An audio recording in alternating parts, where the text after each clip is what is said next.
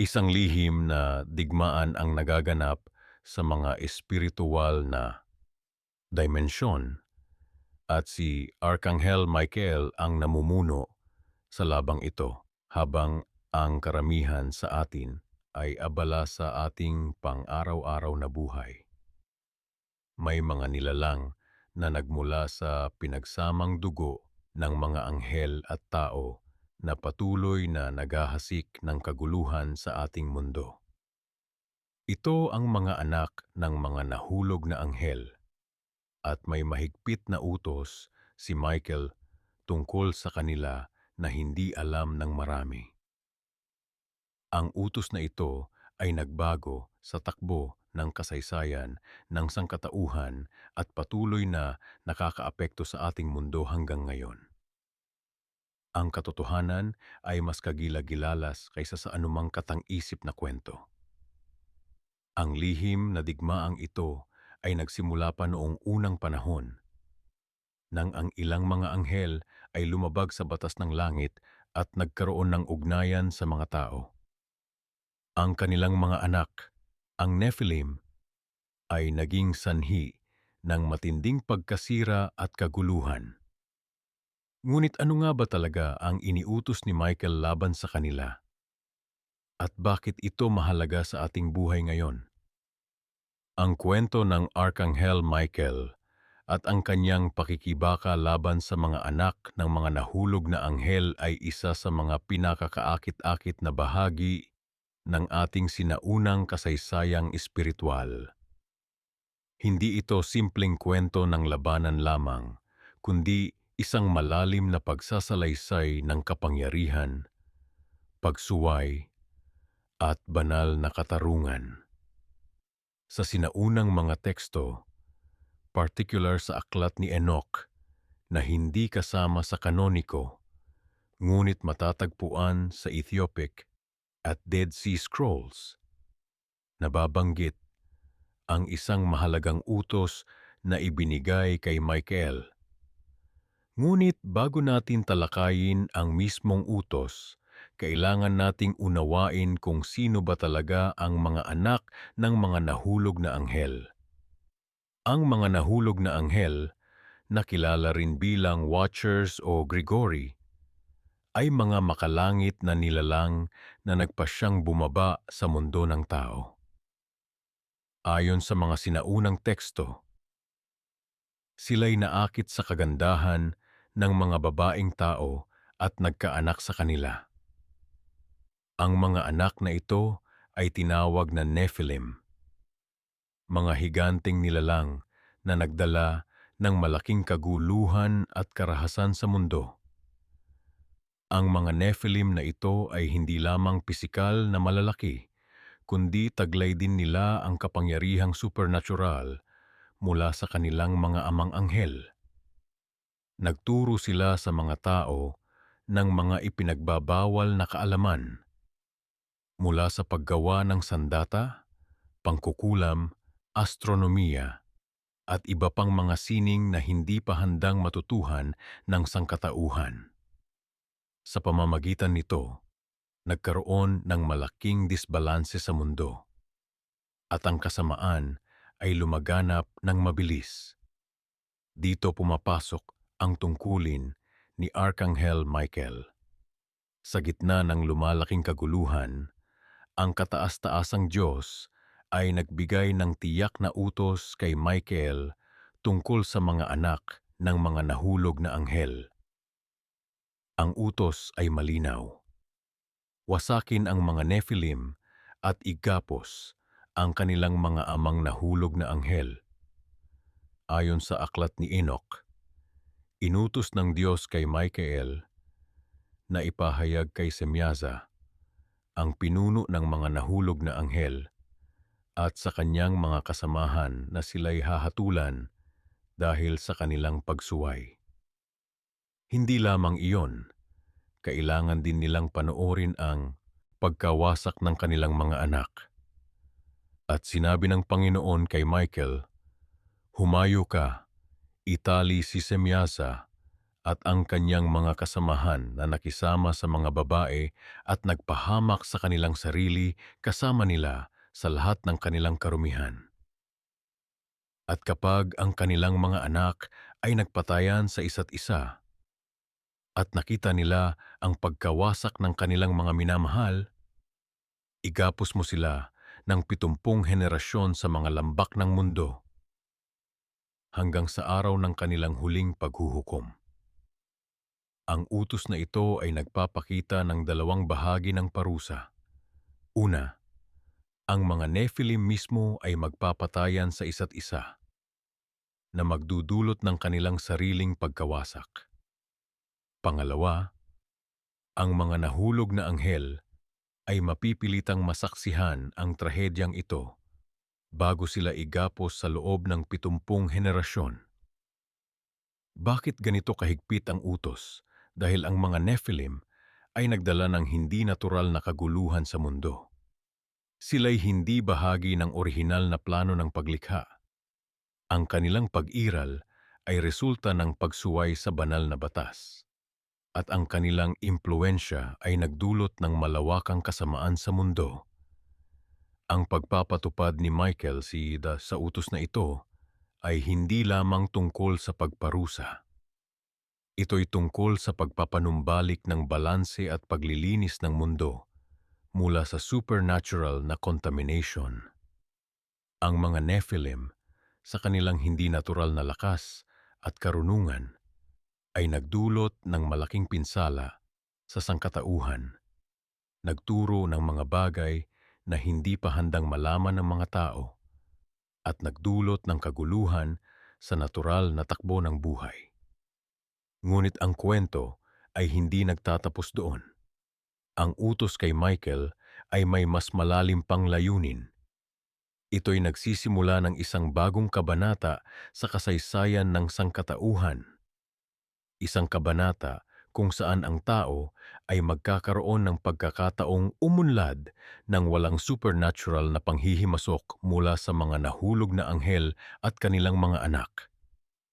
Sa mga susunod na bahagi ng ating pagsusuri, talakayin natin kung paano isinakatuparan ni Michael ang utos na ito at ang mga implikasyon nito sa mas malawak na konteksto ng espiritual na kasaysayan ng sangkatauhan. Makikita natin kung paano ang aksyon ni Michael ay nagbago hindi lamang ng takbo ng kasaysayan, kundi pati na rin ng relasyon ng tao sa banal na mundo. Sa gitna ng matinding digmaan sa pagitan ng mabuti at masama, may isang mahalagang karakter na madalas nating nakakaligtaan. Si Arkanghel Michael. Alam ba ninyo na si Michael ay hindi lamang isang pangkaraniwang anghel? Siya ang pinuno ng hukbo ng Diyos, ang mandirigma na nagtatanggol sa katotohanan at katarungan. Ayon sa mga sinaunang kasulatan, partikular sa aklat ni Enoch na hindi kasama sa kanoniko, ngunit kinikilala bilang mahalagang historikal na teksto. Si Michael ay binigyan ng espesyal na tungkulin, isang utos na nagpapakita ng kanyang awtoridad at kapangyarihan laban sa mga anak ng nahulog na anghel. Ngunit sino ba ang mga nahulog na anghel? At sino ang kanilang mga anak? Ang kwento ay nagsisimula noong sinaunang panahon, bago pa man ang malaking baha na binanggit sa Biblia. Ang 200 anghel, na kilala bilang Watchers o Grigori, ay bumaba sa bundok ng Hermon. Pinamunuan ni Semyasa. Sila ay nahuhumaling sa kagandahan ng mga anak na babae ng tao. Sa kanilang pagnanasa, sinuway nila ang batas ng langit at nakipagtalik sa mga babae. Ang resulta ng ganitong pakikipag-unyon ay ang kapanganakan ng Nephilim, mga higanting nilalang na may kapangyarihang hindi pangkaraniwan. Ang mga Nephilim na ito ay naging sanhi ng malaking kaguluhan at karahasan sa mundo. Hindi lamang iyon, ang mga nahulog na anghel ay nagturo sa sangkatauhan ng mga ipinagbabawal na kaalaman tulad ng panggagaway, astronomiya at paggawa ng mga sandata. Dito pumapasok ang utos ni Michael. Sa aklat ni Enoch, Kabanata 10 talata 106, mababasa natin ang tiyak na utos na ibinigay kay Michael. Ipadala si Semyasa at ang kanyang mga kasamahan na nakipagtalik sa mga babae. Gapos sila ng 70 henerasyon sa mga libis ng lupa hanggang sa araw ng paghuhukom. At sa araw na iyon, sila ay dadalhin sa apoy na walang hanggan. Ngunit hindi lamang iyon ang utos kay Michael. Patungkol sa mga anak ng mga nahulog na anghel, ang mga Nephilim, ang utos ay mas matindi pa. Ipadala ang mga anak ng pakikiapid sa pagkawasak, ang mga anak na watchers mula sa mga tao. Ipadala sila laban sa isa't isa sa digmaan at pagkawasak. Ito ay isang nakakagulat na pahayag. Si Michael ay inutusan na ipasimula ang isang digmaan ng pagwasak sa pagitan ng mga Nephilim mismo upang sila ay magpatayan. Bakit kaya ganito kalakas ang utos? Ang kasagutan ay matatagpuan sa nakakabahalang impluensya na dala ng mga nilalang na ito sa mundo. Ang mga Nephilim ay hindi lamang mga higante sa pisikal na anyo. Sila ay nagdala ng matinding karahasan at katiwalian sa mundo. Ayon sa mga sinaunang teksto, sila ay kumain ng tao at nagsimulang manakit sa mga ibon, hayop, reptilya at isda. At sa isa't isa ay kumakain ng laman at umiinom ng dugo.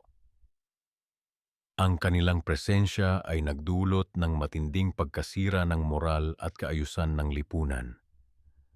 Dahil dito, ang Diyos ay nagpasya na wakasan ang kanilang paghahari. At si Michael, bilang pinuno ng mga anghel, ang naging instrumento ng ganitong paghuhukom. Ang paraan ng pagpapatupad ng utos ay kapansin-pansin din. Hindi direktang pinatay ang mga Nephilim, kundi sila ay pinagsabong-sabong sa isa't isa. Ito ay nagpapakita ng prinsipyo ng divine justice, na ang masama ay madalas na nawawasak sa pamamagitan ng sarili nitong kasamaan. Ngunit ang kwento ay hindi nagtatapos doon. Kahit na ang mga pisikal na katawan ng mga Nephilim ay namatay sa digmaan o sa malaking baha, ang kanilang mga espiritu ay naging mga demonyo na patuloy na gumagala sa mundo. Ito ang dahilan kung bakit si Michael ay patuloy na nakikipaglaban sa mga puwersa ng kadiliman hanggang sa kasalukuyan. Ang utos ni Michael ay nagpapakita ng matinding pagtitimbang ng katarungan at awa. Habang ang paghuhukom ay matindi, ito ay kinakailangan upang maprotektahan ang sangkatauhan mula sa lubusang pagkawasak. Ang pagkawasak ng mga Nephilim ay nagbukas ng daan para sa isang bagong simula para sa sangkatauhan pagkatapos ng baha. Sa modernong konteksto, ang kwentong ito ay nagbibigay sa atin ng malalim na pag-unawa sa pakikibaka laban sa kasamaan. Si Michael, bilang tagapagtanggol ng katarungan, ay simbolo ng ating sariling pakikibaka laban sa mga puwersa ng kasamaan sa ating buhay at lipunan.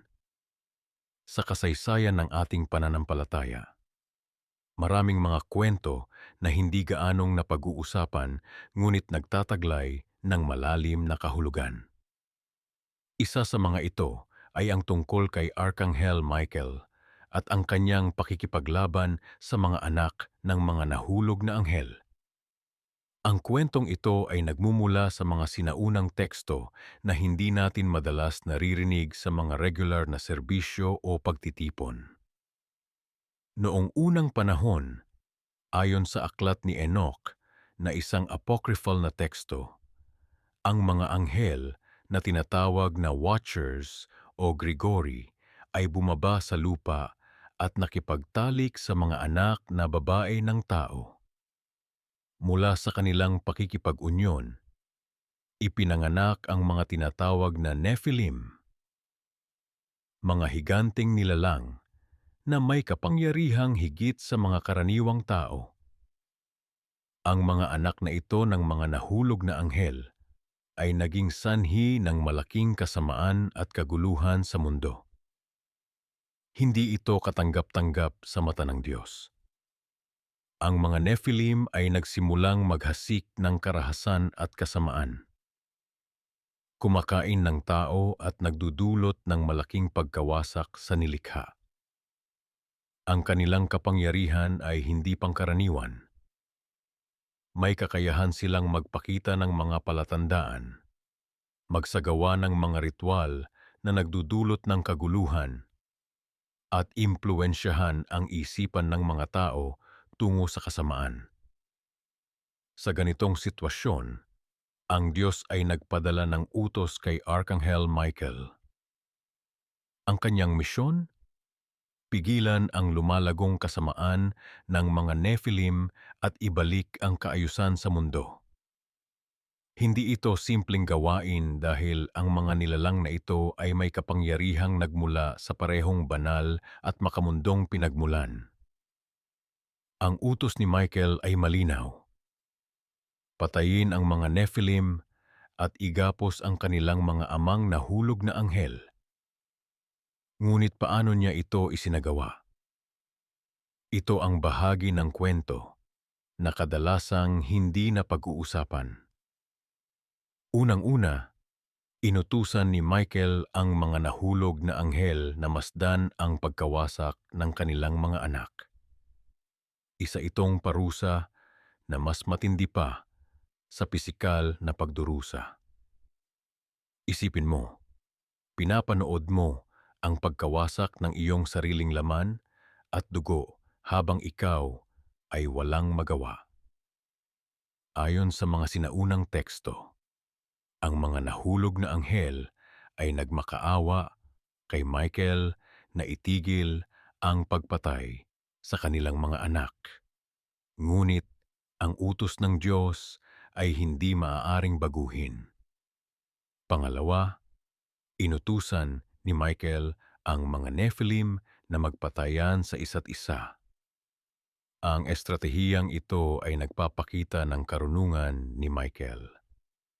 Sa halip na direktang labanan ang mga makapangyarihang nilalang, ginamit niya ang kanilang sariling lakas laban sa kanila. Ang mga Nephilim na may dugong anghel ay may kapangyarihang magpasiya at si Michael ay naghasik ng pagkakahati-hati sa kanilang hanay. Pangatlo, para sa mga natitirang Nephilim na hindi napatay ng kanilang kapwa, si Michael mismo ang kumilos. Gamit ang kanyang nagniningas na espada, pinugutan niya ng ulo ang mga higanting nilalang na nagpapakita ng kanyang hindi maipaliwanag na kapangyarihan bilang pinuno ng hukbo ng langit. Ngunit hindi natapos doon ang kwento. Dahil ang mga Nephilim ay may bahagi ng kabanalan mula sa kanilang mga amang anghel. Ang kanilang mga espiritu ay hindi lubusang namatay. Sa halip, naging mga masasamang espiritu sila na nagpapagalagala sa mundo. Naghahanap ng mga katawang maaari nilang sakupin. Ito ang pinagmulan ng mga demonyo ayon sa ilang tradisyon. Si Michael na nakakita ng panganib na ito ay nagbigay ng isa pang utos. Ikulong ang mga espiritu ng mga Nephilim sa ilalim ng lupa hanggang sa araw ng huling paghuhukom. Ito ay isang pansamantalang solusyon dahil ang mga espiritong ito ay hindi maaaring ganap na wasakin hanggang sa katapusan ng panahon. Ang kwentong ito ay nagpapakita sa atin ng ilang malalim na katotohanan. Una, ipinapakita nito na ang Diyos ay hindi pumapayag sa malawakang kasamaan at kaguluhan. Pangalawa, nagpapakita ito ng papel ni Michael bilang tagapaglaban ng katarungan at tagapagtanggol ng kaayusan ng Diyos. Pangatlo, ipinapaalala nito sa atin na may mga puwersa ng kadiliman na patuloy na naghahanap ng paraan upang impluwensyahan ang sangkatauhan. Ang kwento ng utos ni Michael laban sa mga anak ng mga nahulog na anghel ay isang malakas na paalala na ang labanan sa pagitan ng mabuti at masama ay patuloy na nagaganap. Hindi lamang sa mga pahina ng mga sinaunang teksto, kundi sa ating pang-araw-araw na buhay. Ang bawat isa sa atin ay bahagi ng mas malaking kwento. Isang kwento kung saan ang ating mga pagpipilian ay may kahalagahan at kung saan ang kabutihan sa huli ay magtatagumpay. Sa panahong bago ang malaking pagbaha, isang matinding krisis ang naganap sa mundo. Ang mga anak ng mga nahulog na anghel, ang mga Nephilim, ay nagsimulang maghasik ng kaguluhan sa lupa. Sila ay mga nilalang na malalaki, malakas, at mapanganib na ipinanganak sa hindi banal na pagsasama ng mga anghel at mga tao. Ngunit alam ba ninyo na si Arkanghel Michael ay may partikular na kautusan tungkol sa kanila? Ayon sa mga sinaunang teksto ng Enoch, si Michael ay binigyan ng espesyal na misyon mula sa Diyos. Hindi ito basta-bastang gawain, kundi isang malinaw na kautusan na may malaking kahalagahan sa kasaysayan ng sangkatauhan. Nang makita ng Diyos ang kasamaan na nagaganap sa mundo dahil sa mga Nephilim, siya ay nagalit at nagpadala ng kanyang mga anghel upang kumilos. Ang utos ni Michael ay malinaw. Ang mga anak ng mga nahulog na anghel ay dapat makulong sa loob ng 70 henerasyon. Hindi lamang iyon, kailangan ding masaksihan nila ang pagkawasak ng kanilang mga ama. Isipin mo ang bigat ng kautosang ito. Ang mga Nephilim na dating nagahari-harian sa lupa ay biglang mawawalan ng kapangyarihan. Pero bakit ganito kabigat ang parusa? Dahil ang kanilang presensya ay nagdulot ng matinding karahasan at kasamaan sa mundo.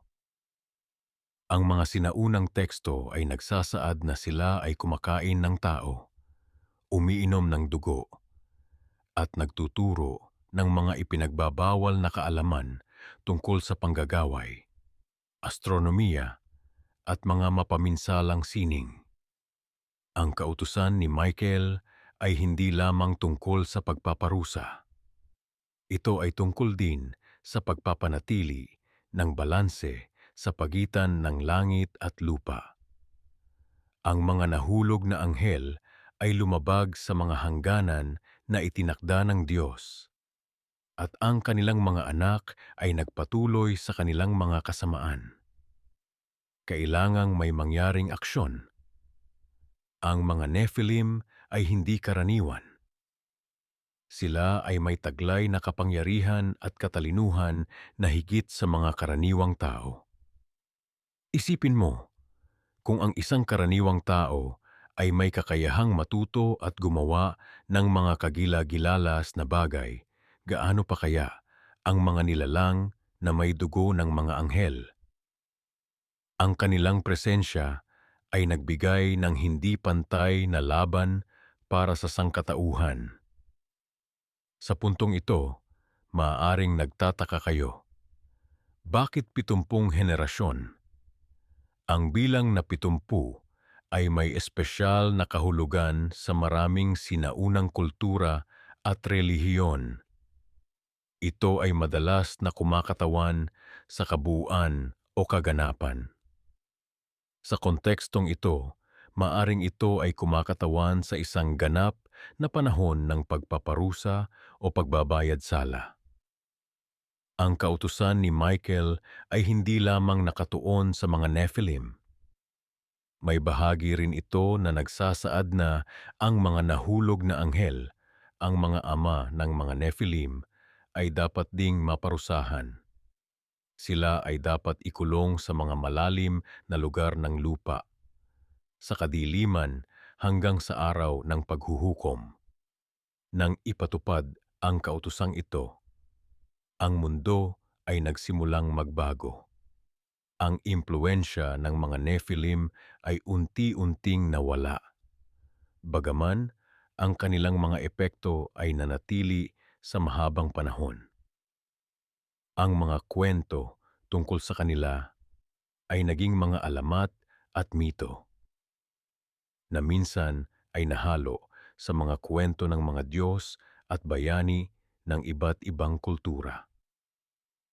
Ngunit hindi natin dapat kalimutan na ang kautusan ni Michael ay may mas malalim na layunin. Ito ay bahagi ng plano ng Diyos upang linisin ang mundo mula sa kasamaan at ihanda ito para sa bagong simula pagkatapos ng malaking pagbaha. Ito ay isang hakbang tungo sa pagbabago at pagbabagong anyo ng mundo. Sa katunayan, maraming iskolar ang naniniwala na ang malaking pagbaha ay direktang konektado sa presensya ng mga Nephilim sa lupa. Ang kanilang kasamaan ay umabot sa punto na ang Diyos ay napilitang kumilos sa isang mas malawak na paraan na nagresulta sa pagbaha ng buong mundo. Ang kwento ng kautusan ni Michael laban sa mga anak ng mga nahulog na anghel ay nagpapaalala sa atin na may mga hangganan na hindi dapat labagin at na ang mga aksyon ay may mga konsekwensya.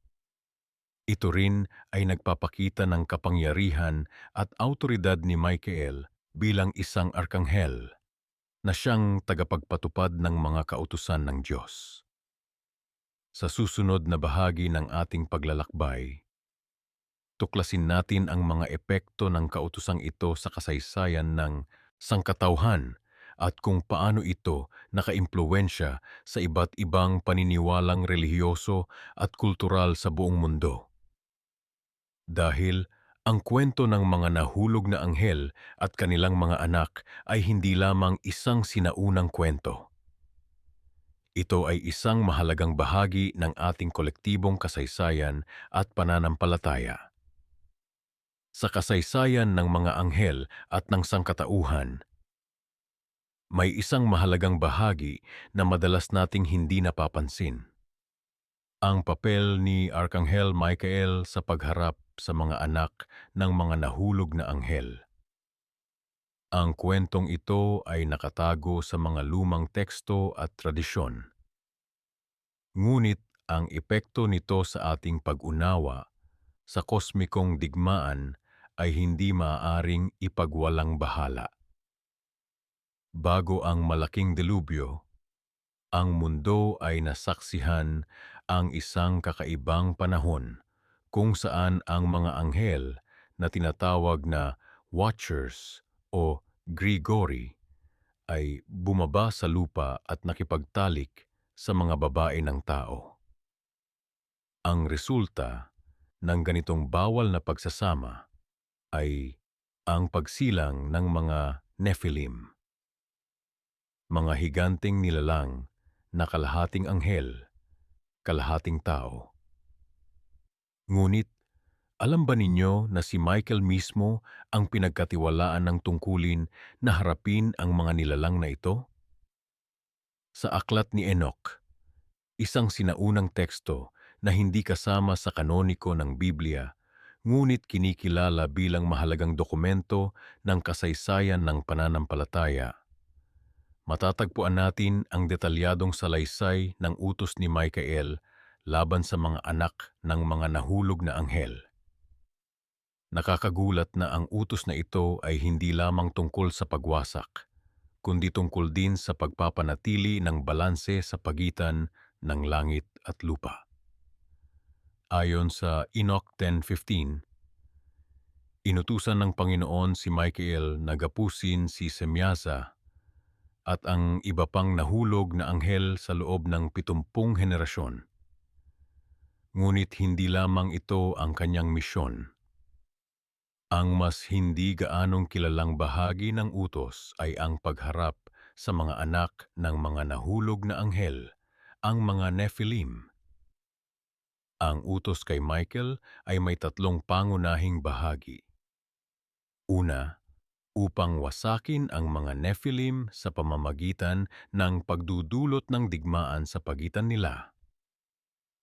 Pangalawa, upang burahin ang kanilang impluensya sa sangkatauhan. At pangatlo, upang ihanda ang mundo para sa pagbabago pagkatapos ng dilubyo. Ang unang bahagi ng utos ay partikular na nakakaintriga.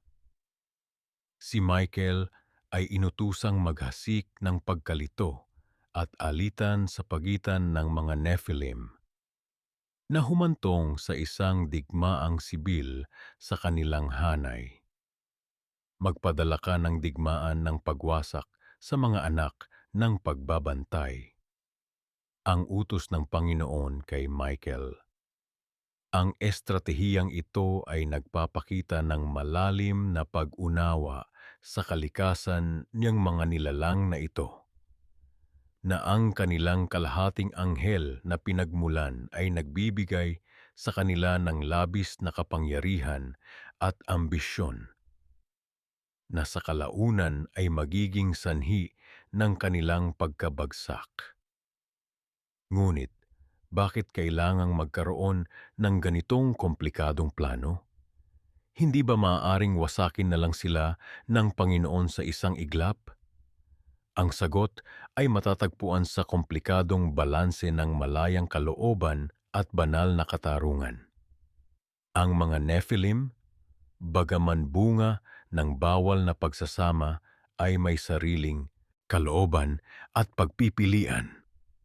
Ang pagdudulot ng kanilang sariling pagkawasak ay isang paraan upang ipakita ang likas na kahihinatnan ng pagre-rebelde laban sa banal na kaayusan. Ang ikalawang bahagi ng utos ay may kinalaman sa pagbura ng impluensya ng mga Nephilim sa sangkatauhan. Ayon sa sinaunang mga teksto, ang mga Nephilim ay hindi lamang pisikal na nakakaimpluwensya dahil sa kanilang laki at lakas, kundi pati na rin sa intelektual at espiritual na aspeto. Sila ang nagturo sa mga tao ng mga bawal na kaalaman, mula sa paggawa ng armas at alahas hanggang sa pangkukulam at astrolohiya. Si Michael ay inutusang burahin ang mga bawal na aklat at kaalaman na ipinamahagi ng mga Nephilim. Ito ay isang mahalagang hakbang upang mapanatili ang kadalisayan ng sangkatauhan at maiwasan ang karagdagang katiwalian. Ngunit hindi ito naging madali. Ang kaalaman, kapag naipakalat na, ay mahirap nang bawiin.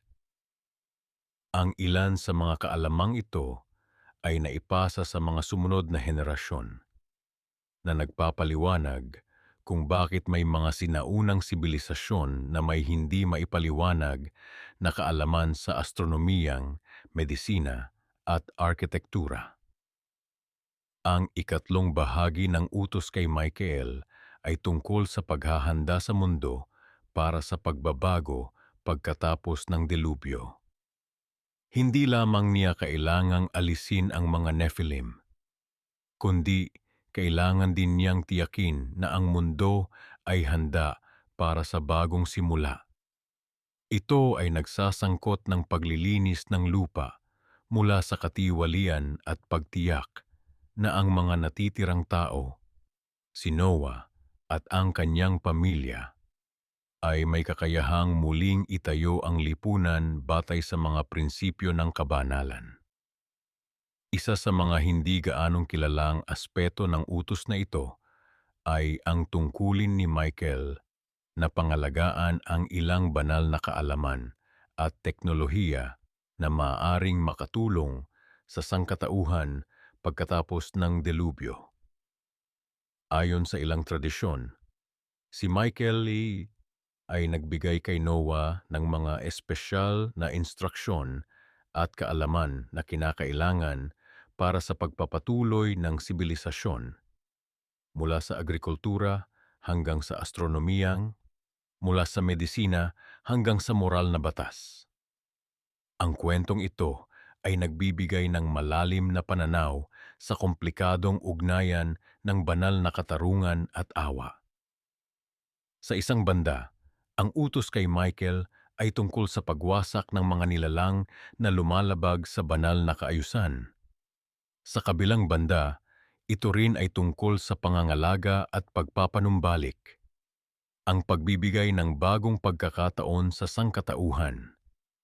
Ang utos ni Michael laban sa mga anak ng mga nahulog na anghel ay hindi lamang isang kwento ng pagwasak, kundi isang kwento ng pagbabago at pagpapanumbalik. Ito ay nagpapaalala sa atin na ang banal na hustisya ay hindi lamang tungkol sa pagpaparusa, kundi tungkol din sa paglikha ng espasyo para sa bagong simula. Sa panahon bago ang malaking baha, ang mundo ay nasa kalagayan ng matinding kasamaan. Ang mga anak ng mga nahulog na anghel, na kilala bilang Nephilim, ay nagahari-harian sa mundo. Ngunit sino nga ba talaga ang mga Nephilim na ito? At ano ang kinalaman ni Archangel Michael sa kanilang kwento? Ang Nephilim ay mga higanteng nilalang, bunga ng pakikipagrelasyon ng mga nahulog na anghel sa mga anak na babae ng mga tao. Ayon sa mga sinaunang teksto tulad ng aklat ni Enoch, ang mga nilalang na ito ay nagdala ng malaking kaguluhan at karahasan sa mundo. Hindi lamang sila napakalaki sa pangangatawan, kundi sila rin ay nagtataglay ng kapangyarihang supernatural na minana mula sa kanilang mga amang anghel. Habang lumalaki ang kanilang impluensya, ganoon din ang paglala ng kasamaan sa mundo. Ang mga Nephilim ay nagturo sa sangkatauhan ng mga kaalama ang hindi pa dapat malaman ng mga tao. Mula sa paggawa ng sandata hanggang sa mga ritual ng pangkukulam at astrolohiya. Ang resulta? Isang lipunang lubog sa karahasan, imoralidad at pagsamba sa mga Diyos-Diyosan. Sa gitna ng lahat ng ito, dumating ang utos kay Arkanghel Michael. Bilang pinuno ng hukbo ng langit, siya ang pinagkatiwalaan ng napakahalagang misyon, ang pagpuksa sa mga Nephilim at pagbibigay ng parusa sa mga nahulog na anghel na nagdala ng ganitong kasamaan sa mundo. Ngunit hindi ito simpleng labanan. Ang utos kay Michael ay napakakomplikado at masaklaw. Una, siya ay inutusan na gapusin ang mga nahulog na anghel sa loob ng 70 henerasyon. Isipin mo, 70 henerasyon ng pagkakagapos habang hinihintay ang huling paghuhukom. Ang mga anghel na dating malaya sa kalangitan ay ngayon ay nakakulong sa kadiliman.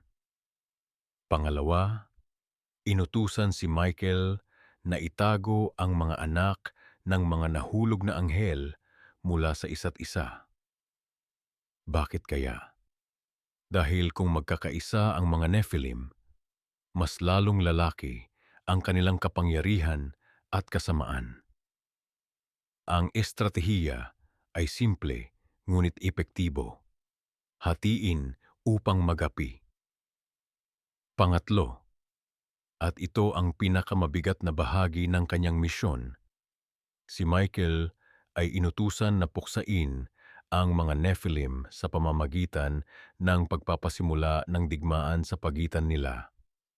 Oo, tama ang iyong narinig.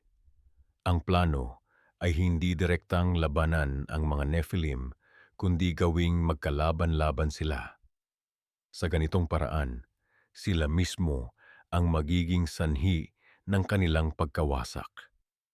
Ngunit bakit ganito kalaki ang pagpapahalaga sa pagpuksa sa mga Nephilim?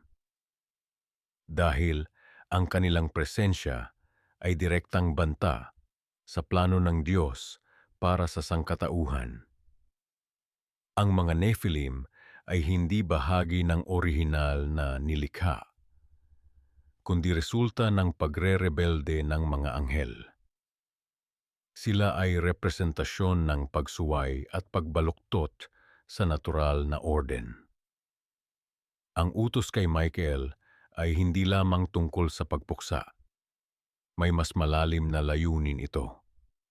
Ang pagbabalik ng balanse sa mundo, ang paglilinis sa sangkatauhan mula sa katiwalian, at ang paghahanda para sa bagong simula pagkatapos ng malaking baha. Sa susunod na bahagi ng ating paglalakbay, titingnan natin kung paano isinagawa ni Michael ang kanyang misyon at ang mga epekto nito sa kasaysayan ng sangkatauhan. Paano nga ba naapektuhan ng labanang ito ang mundo na ating kinabubuhayan ngayon? May mga bakas pa ba ng mga Nephilim sa ating kasalukuyang panahon? Ang kwento ng Archangel Michael at ang kanyang pakikibaka laban sa mga anak ng mga nahulog na anghel ay isa sa mga pinakakaakit-akit na bahagi ng ating sinaunang kasaysayan espiritual. Ito'y isang kwento ng kapangyarihan, pagsuway, at banal na katarungan na madalas hindi nababanggit sa mga karaniwang pag-uusap tungkol sa pananampalataya. Sa panahon bago ang malaking delubyo, ang mundo ay nasa kalagayan ng malawakang katiwalian. Ayon sa mga sinaunang teksto tulad ng Aklat ni Enoch, ang mga nahulog na anghel, nakilala bilang Watchers o Grigori, ay bumaba sa lupa at nagkaroon ng relasyon sa mga anak na babae ng tao. Mula sa mga ugnayan na ito, isinilang ang mga tinatawag na Nephilim, mga malalaking nilalang na kalahating anghel at kalahating tao na nagdala ng malaking kaguluhan sa mundo. Ang mga Nephilim na ito ay hindi ordinaryong nilalang. Sila'y may taglay na hindi pangkaraniwang lakas, katalinuhan at kapangyarihan na namana mula sa kanilang mga amang anghel. Ngunit sa halip na gamitin ang mga kakayahang ito para sa kabutihan, marami sa kanila ang naging mapaniil at marahas. Sila'y naging mga higante hindi lamang sa pisikal na anyo, kundi pati na rin sa kanilang pagnanasa sa kapangyarihan. Sa gitna ng lumalaking kaguluhan at kasamaan, si Arkanghel Michael ay inutusan ng kataas-taasang Diyos na kumilos. Ang kanyang utos ay malinaw at walang kompromiso upang wakasan ang kasamaan na dala ng mga anak ng mga nahulog na anghel at ibalik ang balanse sa mundo. Ang unang hakbang sa utos ni Michael ay ang pagkukulong sa mga nahulog na anghel. Ayon sa aklat ni Enoch, inutusan niya ang mga nahulog na anghel na ikulong sa isang lugar na tinatawag na Tartarus hanggang sa araw ng huling paghuhukom. Ito'y isang espesyal na bilangguan para sa mga rebeldeng anghel, isang lugar ng kadiliman at paghihirap. Ngunit ang problema ay hindi pa tapos doon. Ang mga anak ng mga nahulog na anghel, ang mga Nephilim, ay nananatili pa rin sa lupa, naghahasik ng takot at kaguluhan. Kaya ang pangalawang bahagi ng utos ni Michael ay mas matindi, ang pagwasak sa mga Nephilim. Ito ay isang mahirap na utos dahil ang mga Nephilim, bagaman may bahagi ng kasamaan, ay may bahagi rin ng sangkatauhan. Ngunit ang kanilang pag-iral ay lumalabag sa banal na kaayusan. Sila ay mga nilalang na hindi dapat isinilang, resulta ng isang pagsuway sa banal na batas. Ayon sa mga sinaunang teksto, inutusan ni Michael ang mga Nephilim na magpatayan sa isa't isa. Ito'y isang kahanga-hangang estratehiya na nagresulta sa isang malaking digmaan sa pagitan ng mga Nephilim. Ang kanilang sariling lakas at kapangyarihan ang naging sanhi ng kanilang pagkawasak. Ngunit hindi lahat ng Nephilim ay namatay sa digmaang ito. Ang ilan ay nakaligtas, at ang kanilang mga espiritu ay naging mga masasamang espiritu o demonyo na patuloy na gumagala sa mundo. Ito ang dahilan kung bakit inutusan din ni Michael ang pagkukulong sa mga espiritu ng mga namatay na Nephilim. Hindi sila pinapayagang pumasok sa langit o impyerno, kundi nakulong sa pagitan, nakatali sa lupa bilang mga walang katawang espiritu. Ang malaking dilubyo, ayon sa maraming tradisyon, ay bahagi rin ng plano ng Diyos para linisin ang mundo mula sa katiwalian na dala ng mga nahulog na anghel at kanilang mga anak. Si Michael, bilang tagapagpatupad ng banal na katarungan, ay may mahalagang papel sa pagpapatupad ng planong ito. Ang mga utos ni Michael laban sa mga anak ng mga nahulog na anghel ay nagpapakita ng isang mahalagang aspeto ng banal na katarungan, na ang kasamaan, kahit gaano kalakas o maimpluwensya, ay may hangganan. Na sa huli, ang kabutihan at kaayusan ay mananaig. Ngunit ito ay nagbubukas din ng mga malalim na katanungan tungkol sa kalikasan ng kasalanan at kaparusahan. Ang mga Nephilim ba ay tunay na karapat-dapat sa kanilang kapalaran? O sila ay mga biktima rin ng mga pagpipiliang ginawa ng kanilang mga magulang? Ito ay mga katanungang patuloy na nagbibigay hugis sa ating pag-unawa sa moralidad at katarungan hanggang sa ngayon. Sa mga sinaunang kasulatan, partikular sa aklat ni Enoch na hindi kasama sa kanoniko ng Biblia, mababasa natin ang isang kapana-panabik na kwento tungkol kay Arkanghel Michael at ang kanyang papel sa pagharap sa mga anak ng mga nahulog na anghel. Ayon sa mga tekstong ito, ang mga nahulog na anghel, na kilala rin bilang Watchers o Grigori, ay bumaba sa lupa at nagkaroon ng relasyon sa mga tao. Ang kanilang pakikipagtalik sa mga kababaihan ay nagresulta sa pagsilang ng mga higanteng tinatawag na Nephilim. Ang mga anak na ito ay naging dahilan ng malaking kaguluhan at kasamaan sa mundo. Si Arkanghel Michael, bilang pinuno ng hukbo ng langit, ay tumanggap ng isang espesyal na utos mula sa Diyos upang harapin ang problemang ito. Ang kanyang unang hakbang ay gapusin ang mga nahulog na anghel sa loob ng 70 henerasyon. Ito ay isang parusa para sa kanilang pagsuway sa batas ng langit at pagpili na talikuran ang kanilang banal na katayuan. Ngunit ano naman ang nangyari sa mga anak ng mga nahulog na anghel? Dito pumapasok ang kontrobersyal na utos ni Michael.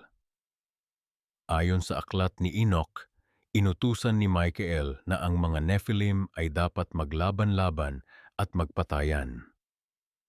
Ipaglaban ninyo ang isa't isa at wasakin ang mga anak ng Watchers sapagkat walang mahabang buhay para sa inyo.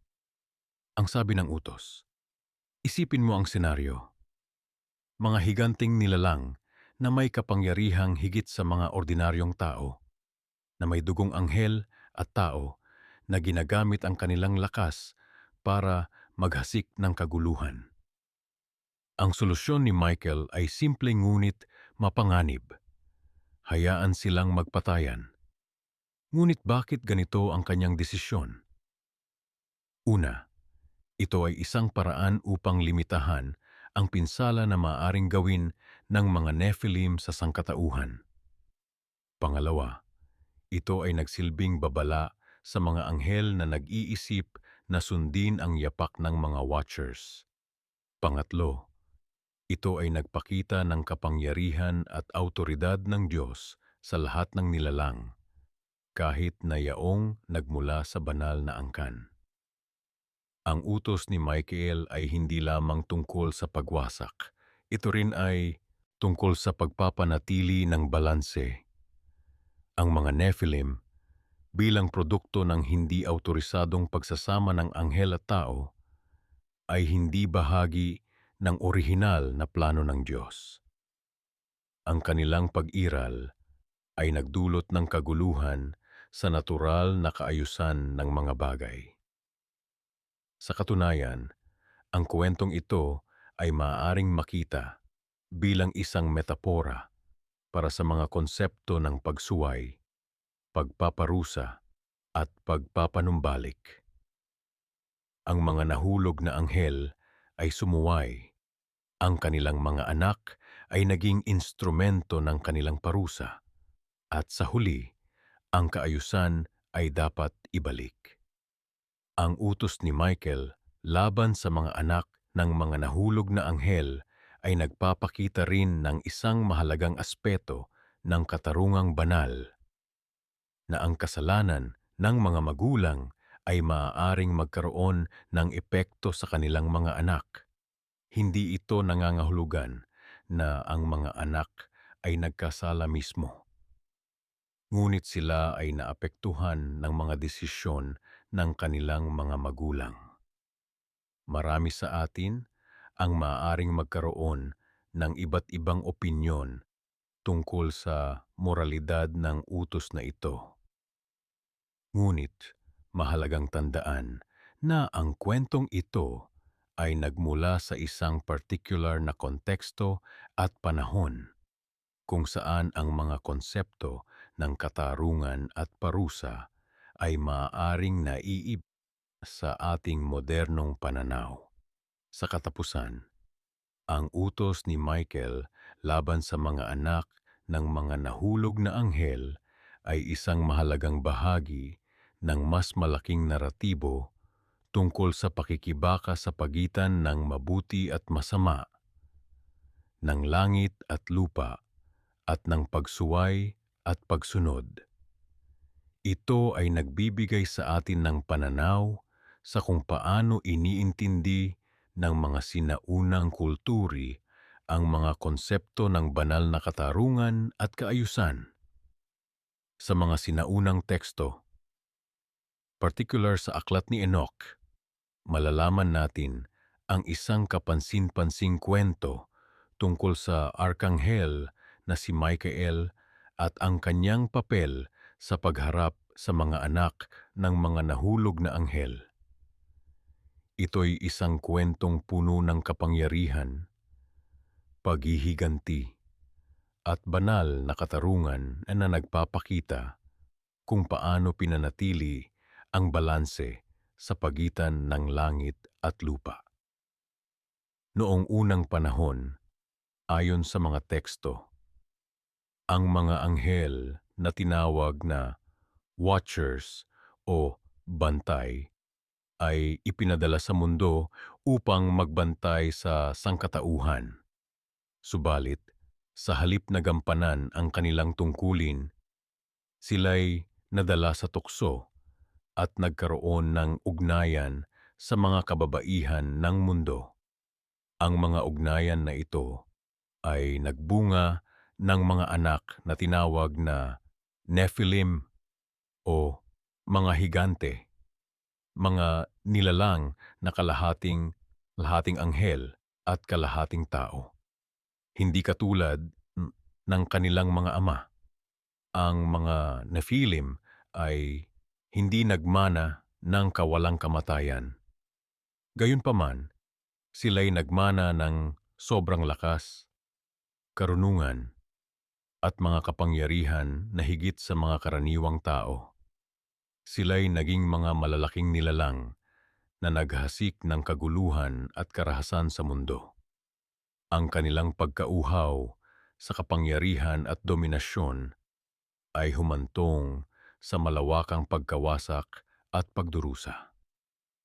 Sa gitna ng lahat ng ito, si Michael, isa sa mga pinakamataas na arkanghel, ay nakatanggap ng utos mula sa Diyos upang harapin ang mga Nephilim at ibalik ang kaayusan sa mundo. Ang utos ay malinaw at tiyak. Ang mga anak ng mga nahulog na anghel ay dapat na maparusahan para sa kanilang mga kasalanan. Ayon sa Aklat ni Enoch, si Michael ay inutusan na gawin ang tatlong mahahalagang hakbang. Una, siya ay inutusang patayin ang mga Nephilim sa pamamagitan ng pagpapasimula ng digmaan sa pagitan nila. Sa halip na direktang makialam, si Michael ay gumamit ng isang estratehiya na mas matalinong paraan. Pinaglaban-laban niya ang mga Nephilim sa isa't isa. Dahil sa kanilang likas na pagkamakasarili at pagkauhaw sa kapangyarihan, hindi naging mahirap para kay Michael na hikayatin sila na magpatayan. Ang plano ay nagtagumpay at marami sa mga Nephilim ang namatay sa kamay ng kanilang kapwa. Pangalawa, si Michael ay inutusang ikulong ang mga nahulog na anghel, ang mga ama ng Nephilim, sa isang lugar na tinatawag na Tartarus o ang kailaliman ng lupa hanggang sa araw ng huling paghuhukom. Hindi sila pinahintulutang makabalik sa langit o magpatuloy sa kanilang mga kasamaan sa lupa. Ito ay isang parusa na nagpapakita ng bigat ng kanilang pagtataksil sa Diyos. Pangatlo, at marahil ang pinaka-controversial, si Michael ay inutusang tiyakin na ang mga espiritu ng mga Nephilim, pagkatapos nilang mamatay, ay hindi makakapasok sa langit o sa karaniwang lugar ng mga patay. Sa halip, sila ay naging masamang espiritu o demonyo na naglalakbay sa mundo, naghahanap ng mga katawan upang sakupin at patuloy na maghasik ng kaguluhan. Ito ay isang parusa na nagpapakita ng pagtanggi ng Diyos sa kanilang kalikasan bilang mga resulta ng di-autorisadong pagsasama ng mga anghel at tao. Ang mga utos na ito ay nagpapakita ng matinding katarungan ng Diyos. Ngunit ito rin ay nagpapakita ng kanyang karunungan. Sa pamamagitan ng paggamit kay Michael bilang kanyang instrumento, ang Diyos ay nagpatupad ng isang plano na hindi lamang nagpaparusa sa mga nagkasala, kundi nagpoprotekta rin sa natitirang sangkatauhan mula sa karagdagang pang-aabuso at pagkawasak. Ang kwentong ito ay nagbibigay sa atin ng malalim na pag-unawa sa konsepto ng banal na katarungan at ang papel ng mga arkanghel bilang mga tagapagpatupad ng kalooban ng Diyos. Si Michael, bilang prinsipe ng hukbo ng langit, ay nagpakita ng kanyang katapatan at determinasyon sa pagpapatupad ng mga utos ng Diyos, kahit na ito ay nangangahulugan ng pagharap sa mga malakas na kalaban. Sa mga modernong panahon, ang kwentong ito ay nagpapatuloy na maging isang malalim na paksa ng pag-aaral at pagmumuni-muni para sa mga scholar at mga relihiyoso. Ito ay nagbibigay sa atin ng mga insight tungkol sa pakikibaka sa pagitan ng mabuti at masama, ang mga kahihinatnan ng pagsuway sa banal na utos, at ang hindi maiiwasang parusa para sa mga nagkasala. Ang papel ni Michael sa kwentong ito ay hindi lamang bilang isang tagapagpatupad ng parusa, kundi bilang isang tagapagpanumbalik din ng balanse.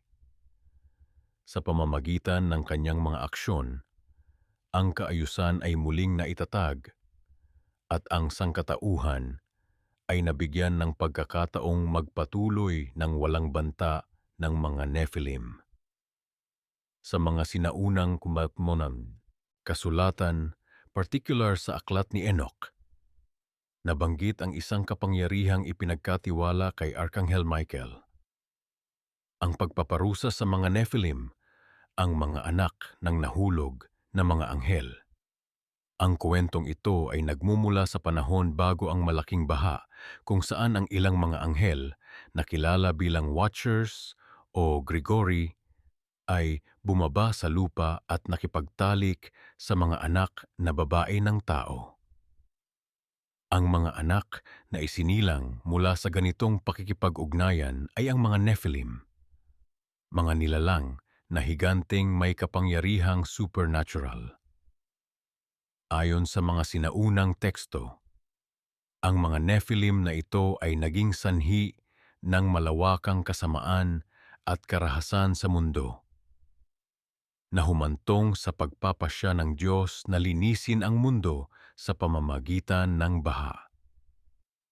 Bago ang baha, inutusan ng Diyos si Michael na gawin ang ilang hakbang laban sa mga Nephilim at sa kanilang mga amang nahulog na anghel. Una, inutusan si Michael na gapusin ang mga nahulog na anghel sa loob ng 70 henerasyon hanggang sa araw ng huling paghuhukom.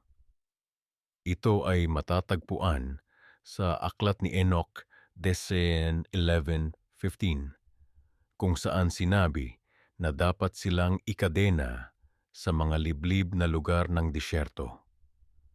Pangalawa, tungkol naman sa mga Nephilim mismo, inutusan si Michael na paghiwalayin ang mga ito at gawing magpatayan ang isa't isa.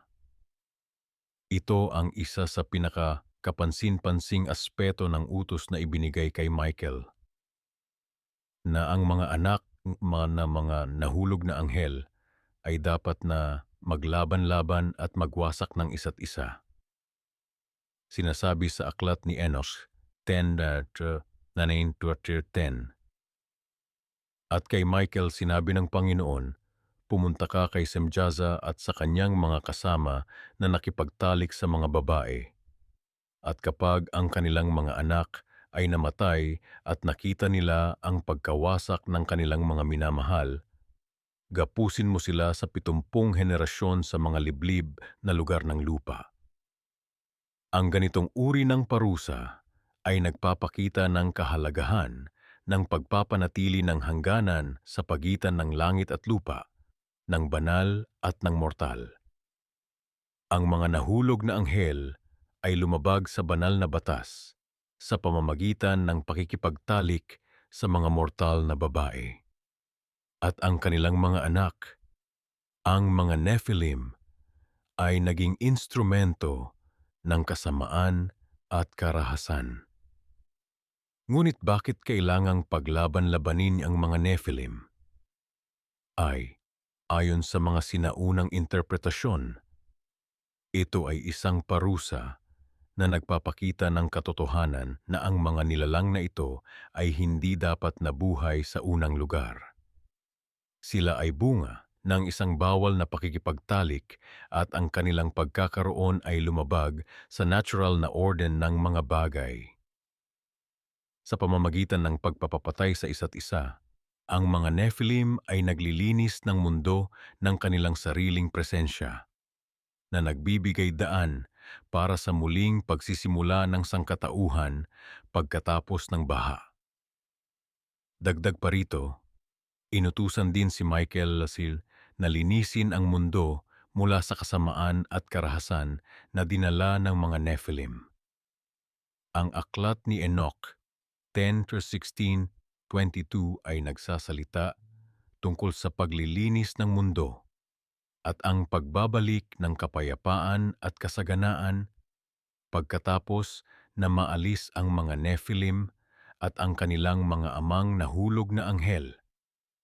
Ang kwento ng mga Nephilim at ang utos ni Michael laban sa kanila ay nagbibigay ng malalim na pagninilay tungkol sa kalikasan ng kasamaan, ang mga kahihinatnan ng paglabag sa banal na batas, at ang pangangailangan ng paglilinis at pagbabago. Ito rin ay nagpapaalala sa atin ng kapangyarihan ng Diyos at ang kanyang determination na ibalik ang kaayusan at kabutihan sa mundo. Sa kasalukuyang panahon, maraming iskolar ang nag-aaral sa mga sinaunang teksto na ito upang mas maunawaan ang ating espiritual na kasaysayan at ang mga aral na maaari nating makuha mula rito. Ang kwento ng mga Nephilim at ang utos ni Michael ay nagsisilbing mahalagang bahagi ng ating pag-unawa sa pakikibaka sa pagitan ng mabuti at masama, at ang papel ng banal na katarungan sa pagpapanatili ng balanse sa kosmos. Kung nagustuhan mo ang video na ito, huwag kalimutang mag-like at i-share ito sa iyong mga kaibigan at pamilya. Maraming salamat sa panonood.